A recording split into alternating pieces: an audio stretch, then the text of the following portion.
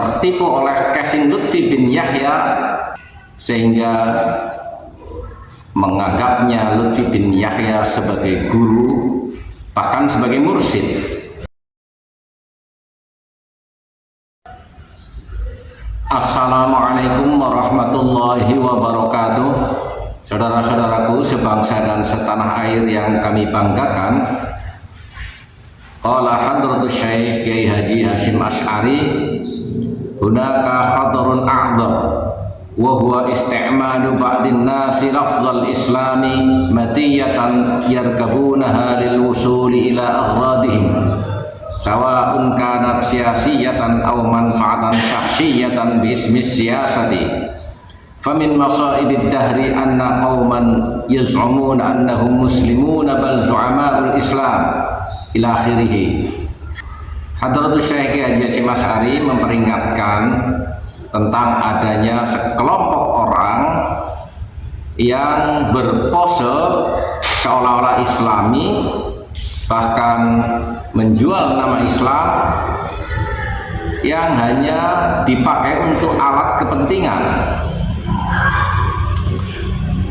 baik itu kepentingan kelompok politik maupun kepentingan kemanfaatan pribadi. Dan yang lebih bahayanya lagi, wa min masaibid dahri anna qauman yaz'umuna annahum muslimuna bal zu'ama'ul islam. Dan yang lebih berbahaya lagi, adanya mukibin-mukibin yang menampakkan mereka seolah-olah mereka adalah pemimpin Islam. Secara tidak tertulis, sebenarnya di kalangan Nahdiyin memiliki standarisasi seseorang sebagai ulama harus bisa baca kitab kuning dan memiliki track record sanad keilmuan dengan mondok di pondok salaf. Cuma pada perkembangan pasca tahun 80-an, para kabir berpose seolah-olah kiai, seolah-olah penceramah, seolah-olah pendakwah Islam dengan ngamen bersolawatan, seolah-olah mursyid.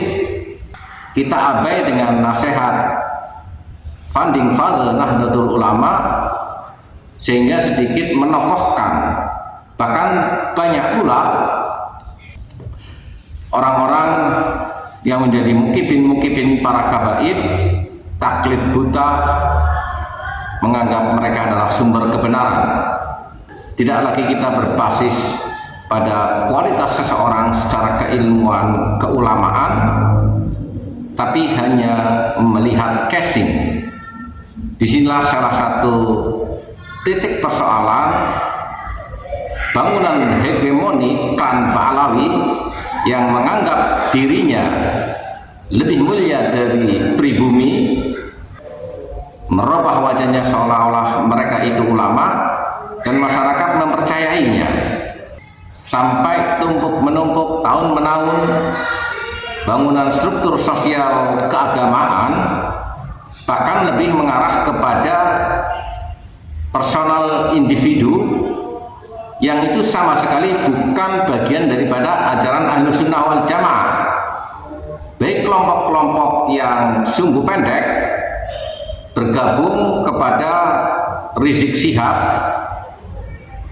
bagi orang-orang yang yang sopan santun, tertipu oleh casing Lutfi bin Yahya sehingga menganggapnya Lutfi bin Yahya sebagai guru, bahkan sebagai mursyid. Tapi apa yang terjadi pada hari ini, klaim Habib Dobolowi sebagai keturunan Nabi Muhammad SAW tidaklah terbukti secara kajian keilmuan, apakah itu melalui metodologi riset berbasis data filologis ataupun secara biologis DNA mereka sama sekali bahkan bukan orang Arab, ataupun dari fenomena akhlak mereka, di mana Rasulullah Shallallahu Alaihi Wasallam wa kana Shallallahu Alaihi Wasallam syadidal haya'i wat tawadhu.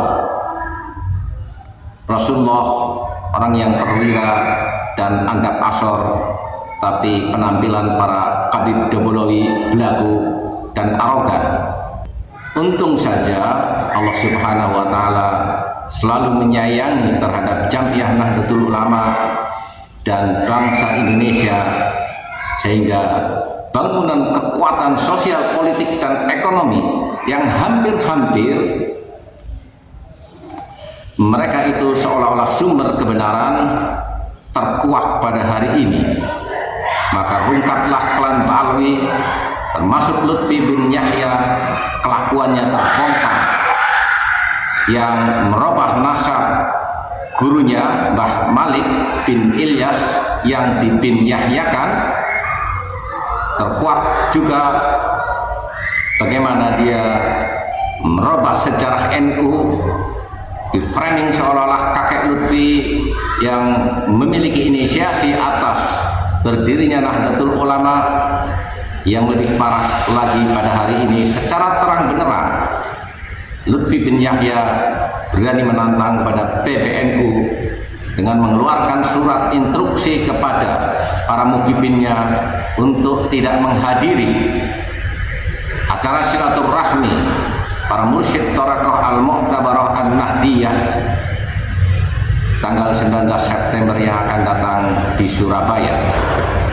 Dari titik inilah terbongkar semuanya siapa sebenarnya mereka, dan pada hari ini masyarakat Indonesia melawan, meluruskan apa yang dibangun oleh klan Ba'alawi atas kebohongan. Bersiaplah. Wa'alafu minkum. Wassalamualaikum warahmatullahi wabarakatuh.